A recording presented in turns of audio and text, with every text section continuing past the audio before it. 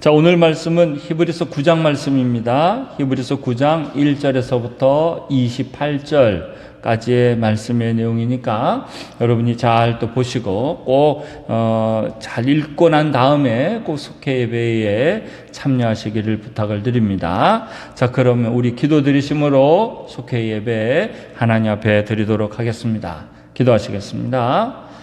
사랑의 주님, 이 시간 우리가 또한 정성을 다한 예배를 드리길 원합니다. 우리의 예배를 기뻐 받아 주시옵소서. 예배를 통하여 주님 영광 받으시길 원하옵고 예수님 이름으로 기도드립니다.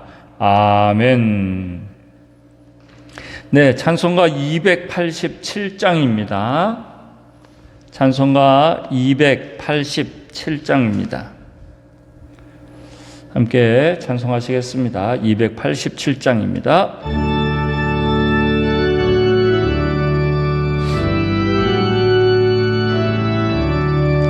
예수 앞에 나오면 죄사함 받으며 주의 품에 안기어 편히 쉬리라. 우리 주만 믿으면 모두 구원 얻으며 영생 복락 멸류관 확실히 받겠네.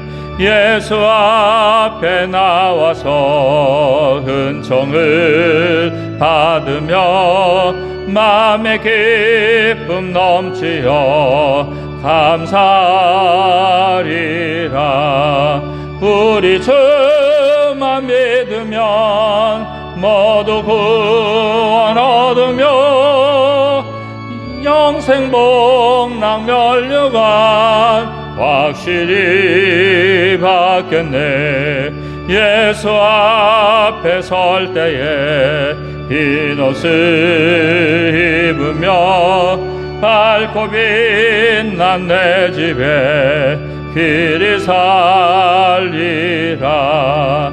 우리 주만 믿으면 모두 구원 얻으며 영생 복락 멸류관 확실히 받겠네. 아멘. 네, 오늘 우리 함께 보실 말씀은 히브리서 9장 말씀입니다. 히브리서 9장 1절에서부터 28절의 말씀의 내용입니다. 자, 지난주에도 말씀드렸습니다만 이 히브리서는 가지고 있는 의미를 많이 이야기를 한다고 말씀을 드렸죠. 그러면서 특별히 이제 우리가 지난번 말씀을 통해서 예수님께서 이 땅에 낮아지시고 또 하나님은 우리를 높여주시고 중간에서 예수님은 대제사장의 역할을 한다라고 말씀을 드렸죠. 그래서 멜기세덱에 대한 부분들도 이 히브리서는 다루게도 되고 또 예수님의 그 초점을 어디다가 많이 두냐면 대제사장, 중간 역할을 하셨던 대제사장의 역할로서 히브리서는 설명을 합니다. 그 많은 분들이 예수님이 이 땅에 오셔서 하나의 성인으로 생각하시는 사람들은 그냥 예수님이 선한 일 많이 하고 또 능력 있게 고치고 하면은 그분은 뭐 예수님 같다. 아니요. 예수님의 그 가지고 있었던 모습 속에서는 그런 대제사장의 중요한 역할들이 있단 말이에요. 근데 이건 구약을 모르면 이런 설명들이 안 돼요. 설명들이. 며칠 전에 길을 가다가 유월절 아십니까? 그러면서 또 저에게 얘기하는 사람이 있더라고요. 제가 모르게 생겼습니까? 그런데 진짜 유월절이 무슨 의미인지를 몰라요. 아니, 유월절을 안다는 사람이 예수 그리스도를 모른다는 게 말이 되는 소리입니까? 이상한 얘기를 하는 사람들. 유월절은요, 구약에 있는 모든 제사법이나 모든 것들은 누구의 모형이에요? 예수 그리스도의 모형이에요, 모형. 지성소와 왜 예수님이 돌아가셨을 때 지성소 휘장이 찢어집니까? 그 지성소의 그런 모습들이 예수 그리스도의 그 육체와 관련되고 예수 그리스도의 삶과 연관이 되어 있단 말이에요. 유월절이 뭐예요? 유월절날 이스라엘 백성들이 한 거는 없어요. 제가 공고 오면 어느 날 유월절을 생각해 봤어요. 근데 유월절 생각하면 그냥 양의 피를 문설주에 바른 거예요. 근데 우리는, 저와 여러분은 양의 피 바를 일이 있습니까? 우리는 엄청 특별한 일이란 말이에요. 동네 양도 보기 어려운데 동물원에 가봐야 양 보는데 그 양의 피를 갖다가 집에다가 문설주에 바르는 일은 이건 굉장히 특별한 일이에요. 근데 생각을 해봤더니 이스라엘 민족들은 양 잡는 일이 그게 뭐예요? 식사 준비하는 거예요. 식사 준비. 어느 날 대접 손님들 와가지고 귀한 손님 오면 식사 대접할 때 다 집집에서 양 다 잡는 거예요. 그러면 양을 잡는데 피 안 나옵니까? 피 나오는 거예요. 그게 무슨 별일이에요. 별일도 아니에요. 그리고 한 것도 없어요. 그냥 양 늘 잡는 것에다가 잡을 때 피 나오는 거인데 그 피를 갖다 딱 묻혀가지고 그걸 문설주에다가 바른 거, 이게 무슨 유월절날 이스라엘 백성들이 큰일이라도 한 겁니까? 흔하디 흔한 늘 보는 양에다가 흔한 피에다가 그 피를 갖다가 바른 거 말고는 뭐가 있냐 말이에요. 근데 그 유월절이 뭐가 그렇게 대단해서 가지고 있는 의미가 대단한 거예요. 내가 살려면 누군가의 목숨이 죽어져야만 한다는 그 구약의 제사법, 유월절 혼자로 생각하면 안 돼요. 구약에 있는 제사법이 그 모든 걸 대신하고 있어요. 이걸 구체적으로 설명을 해준 게 출애굽할 때만 해도 이스라엘 백성들은 몰랐어요. 이게 왜 우리한테 그런 유월절이라는 사건을 줬나? 나중에 그들이 이제 하나님께서 법을 가르쳐 주시고 레위기를 통해서 제사법을 가르치고 나서 출애굽한 백성들이 가만히 보니까 아이고 우리가 그거 양 잡고 피 바로 이걸 해서 정결하게 할 때 우리 피를 갖다가 막 제단 기물에다가 묻혀서 정결하게 하고 아이고 그래서 우리 집을 거룩하게 한답시고 이거 유월절에 문설주에 발랐구만. 나중에 한 거예요. 나중에. 그런데 여러분 그 유월절이 가지고 있는 그럼 그 재산 또 어디가 누구를 또 가르쳐줘요? 예수 그리스도를 가르쳐주는 거예요. 그러니까 유월절을 안다는 사람은 반드시 누구를 알아야 되느냐? 예수 그리스도를 알 수밖에 없는 거예요. 거기에 모형이니까. 그런데도 모르는 이 하나님의 교회는 참 웃긴 거예요. 그런 저에게 유월절을 아냐고 물어보니 참 한심스럽죠. 답답한 사람들이에요. 그 아내가 그 얘기를 듣더니 내가 설명해 줄까? 그러더라고요. 그래서 내가 여보 이단은 그 얘기해봐야 안 들어가게 안 들어. 에? 들을 사람 돼야지. 참 여러분 이게 이 지금 오늘 그 히브리서에 나오는 내용이 바로 그런 내용들을 담고 있는데 자, 오늘 내용에는 이제 첫 언약에도 섬기는 예법과 세상에 속한 성소가 있더라고 쭉 설명을 합니다. 그러면서 이 예수님의 희생으로 인해서 죄사함을 얻는 그런 모든 과정, 예수님의 십자가가 어떤 의미를 담고 있는가라는 것들을 이제 쭉 설명을 하는 내용들이 바로 이 히브리서 9장입니다. 이 히브리서 9장에서 보시게 되면 1절에서부터 10절에 보게 되면 첫 언약의 속죄가 담겨져 있다. 그래서 예수님의 십자가는 그게 그냥 단순히 예수님이 죽으셨다는 것이 아니라 어떤 것이 있느냐? 옛 언약의 그런 속죄와 연관이 되어 있더라 이거죠. 근데 그것은 이제 레위기에서 나오는 것이고 그러면 이보다 더 살짝 맛본 게 뭐냐? 유월절이다 이 말이에요. 유월절. 유월절에 이스라엘 백성들은 뭐 제대로 하나님 말씀에 대해서 하나님의 백성에 대해서 하나님 앞에 나아가려면 어떻게 해야 되는지 십계명도 없는 그들에게 뭘 알겠어요. 그냥 하라는 대로 흔한 양에다가 그 흔한 양 피 가지고 바른 거 말고는 그냥 그랬더니 천사가 안 와. 천사가 싹 죽음의 사자가 자기 집만 넘어가고 다른 집은 다 죽고 말이죠. 네? 그것만 경험하고 나온 거예요.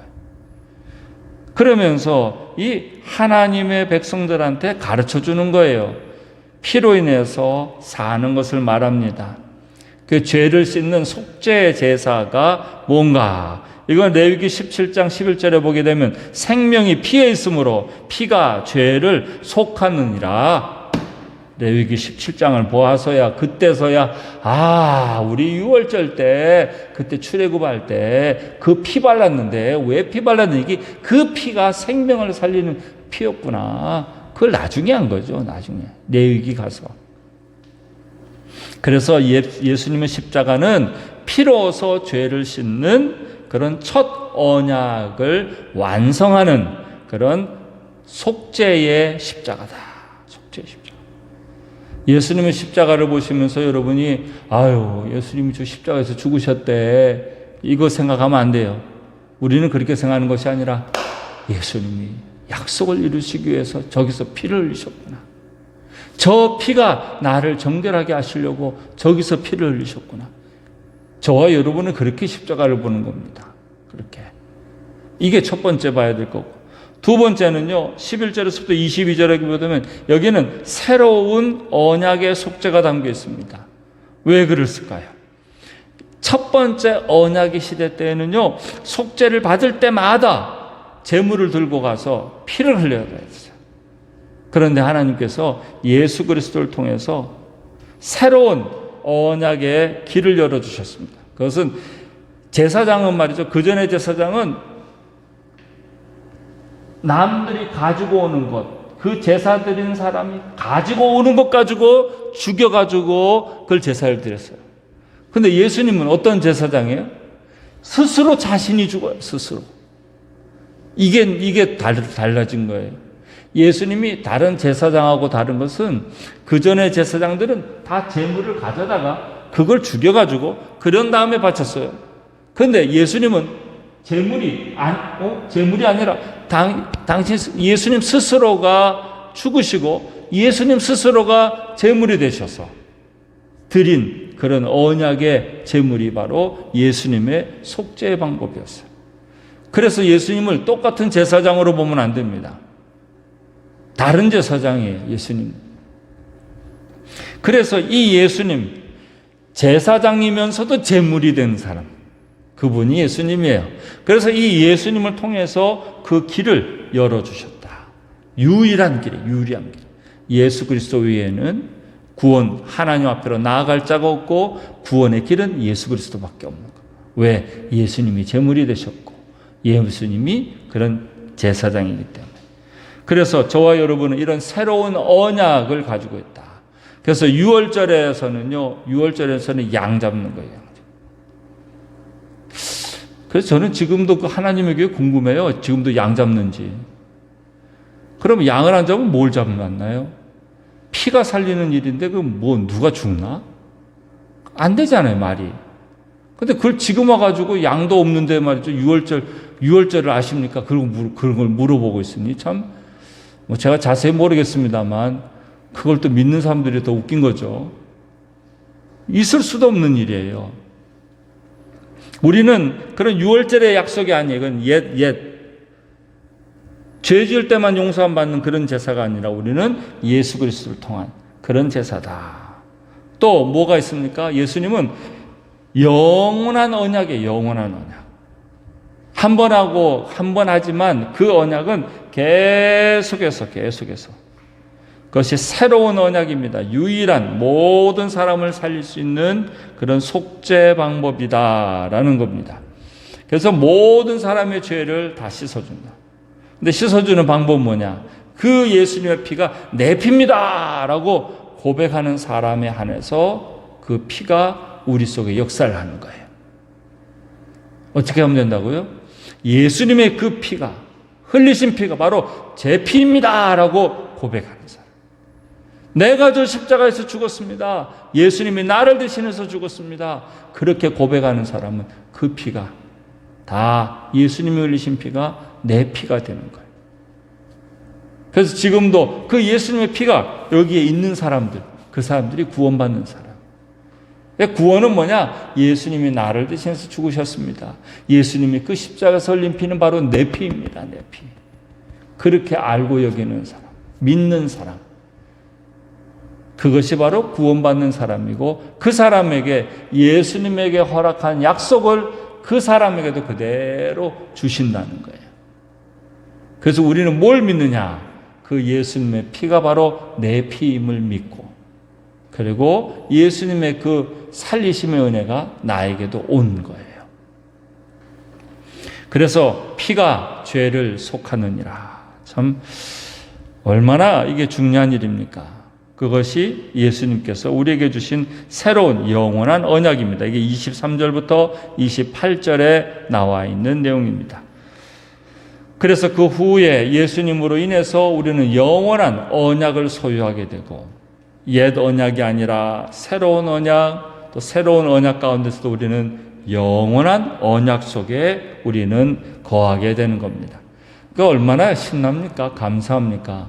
그래서 우리는 그런 예수님을 그래서 우리는 어느 누구도 붙잡으면 안 돼요. 왜냐하면 우리를 구원해 준 유일한 길은 예수 그리스도밖에 없기 때문에.